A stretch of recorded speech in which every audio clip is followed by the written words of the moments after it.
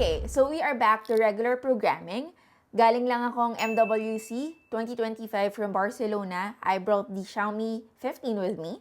And I also have a bonus. I also got here the Xiaomi 15 Ultra, both in a global version.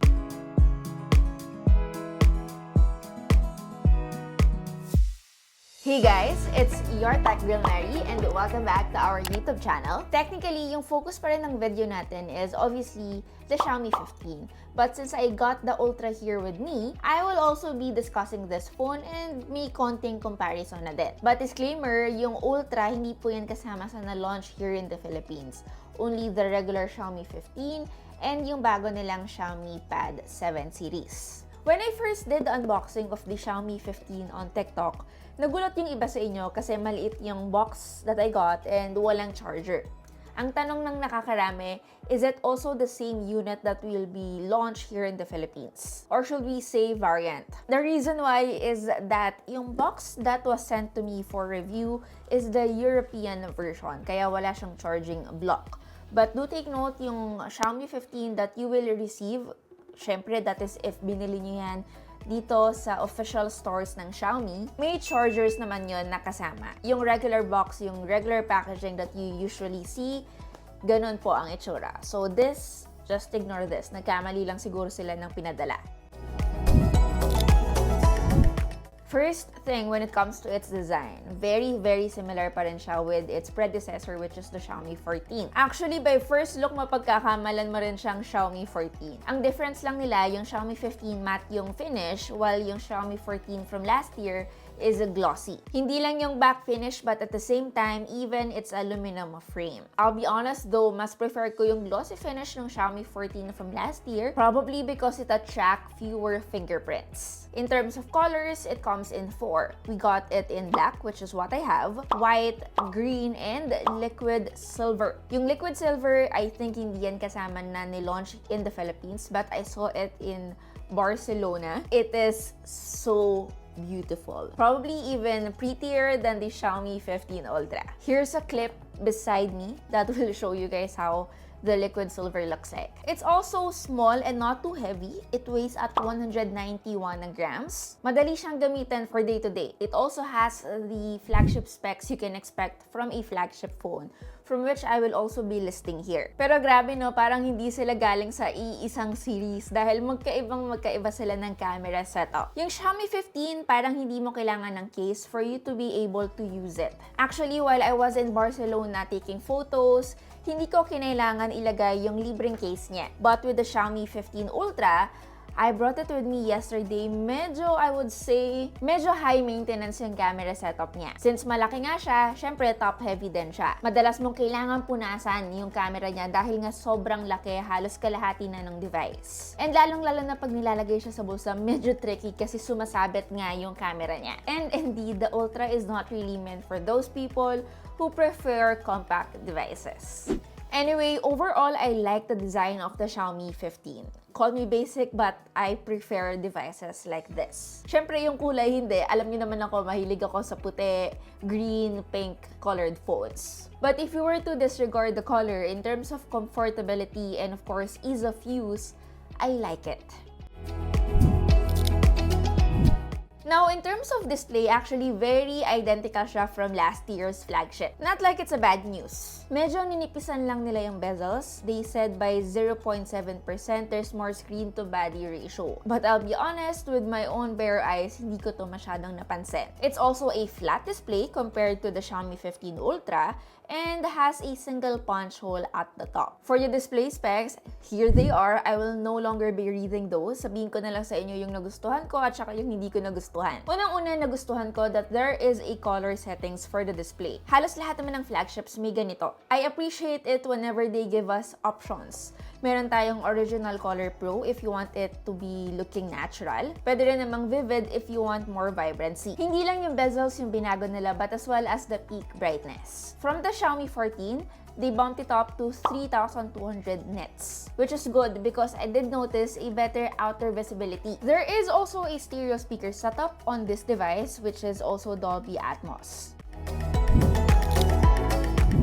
Okay, now let's talk about the cameras. We all know Xiaomi and Leica partnership has been happening over the years. And this Leica partnership is not just exclusive here on the Ultra but as well as on the regular Xiaomi 15. But that doesn't mean na porket parehas sila na Leica partnership ay parehas din sila ng camera performance. Obviously, this has a better and more capable camera performance than this one, but that doesn't mean this cannot perform. We actually got a 50 megapixels trifecta on the Xiaomi 15. 50 megapixels yung main camera niya, 50 megapixels din yung telephoto lens niya, which is the 2.6x. And lastly, of course, a 50 megapixels ultra-wide lens. And personally, all three gets the job done. They were sharp and the colors are all lifelike. And that is because of the main camera's sensor. It has a 1/1.3-inch light fusion 900 image sensor, which is the rebranded version of the OmniVision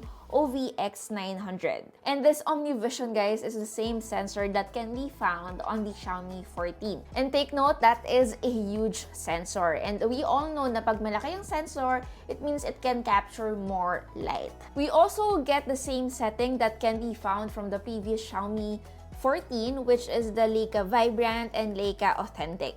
Most of the time, or generally, as mentioned earlier, maganda yung mga photos it produced, especially in lower light conditions as well. The zoom is also good, especially if you go about 5x zoom, you will really get nice results.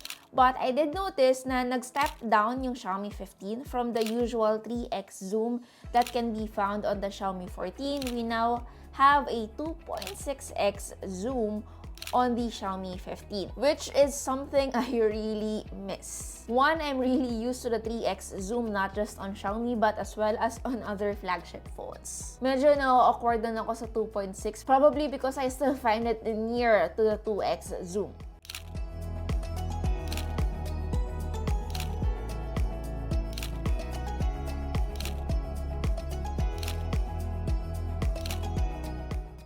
Now, aside from this, of course, since 2025 na, marami tayong mga AI features na bago with this device. Unang-una, Xiaomi offers an AI feature para i-assist tayo with zooming in, especially kapag sobrang kailangan nating mag-zoom.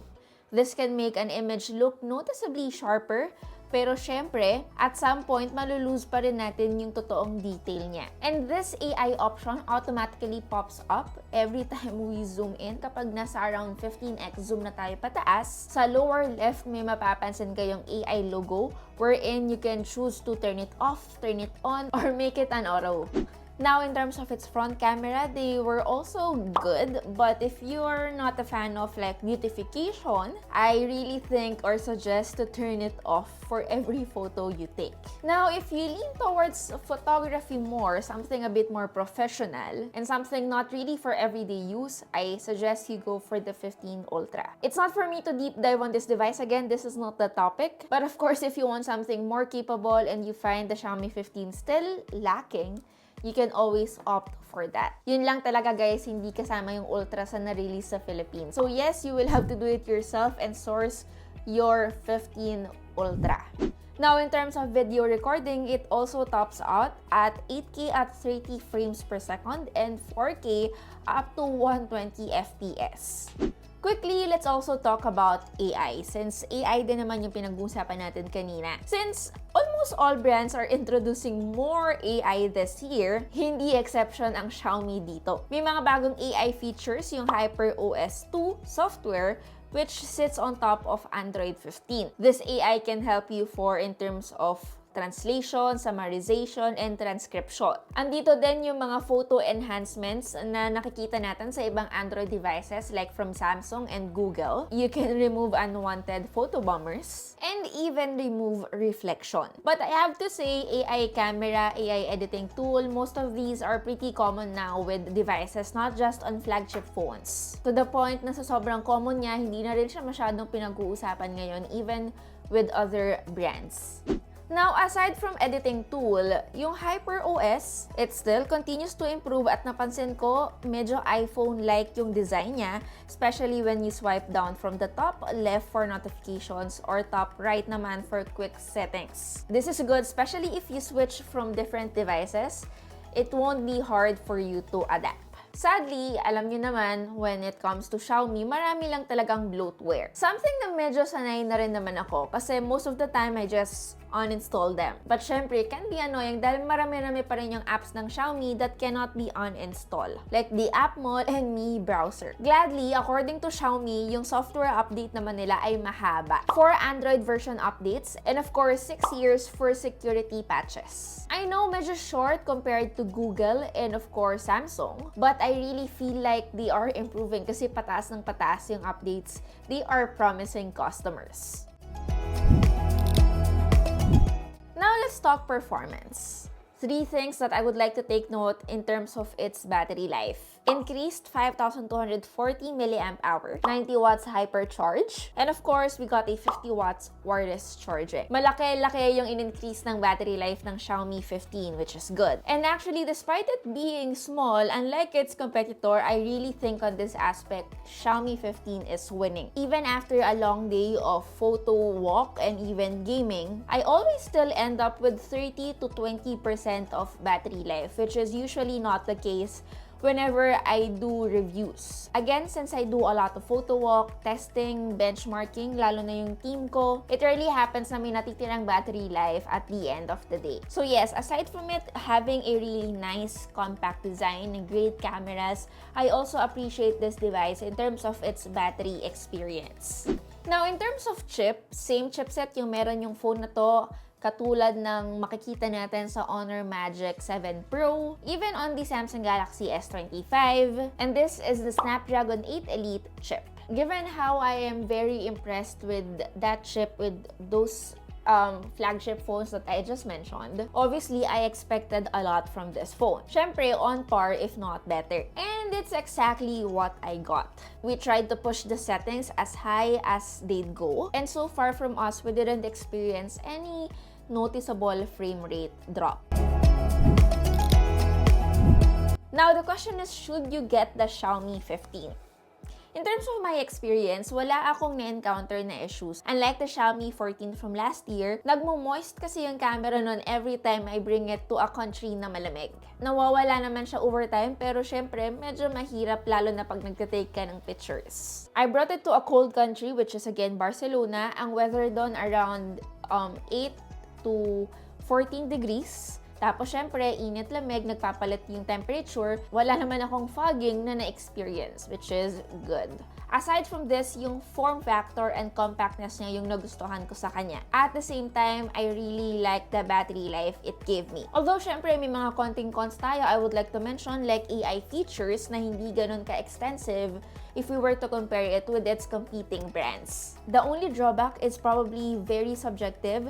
Kapag naka-Xiaomi 14 ka pa rin hanggang ngayon, definitely do not upgrade yet. Yung mga ganitong devices naman is obviously not for those people na naka-Xiaomi 14 pa din. I always suggest na if okay pa naman yung phone, huwag mo nang mag-upgrade, i-maximize nyo yung software update na kayang ibigay, unless syempre nasira na yan. So yes, so far after I guess 2 weeks of using the Xiaomi 15, it's a great device, something I can definitely recommend. At the end of the day, this still all depends on which is more important to you.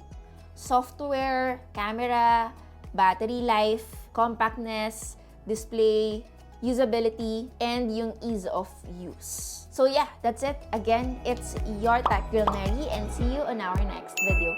Bye!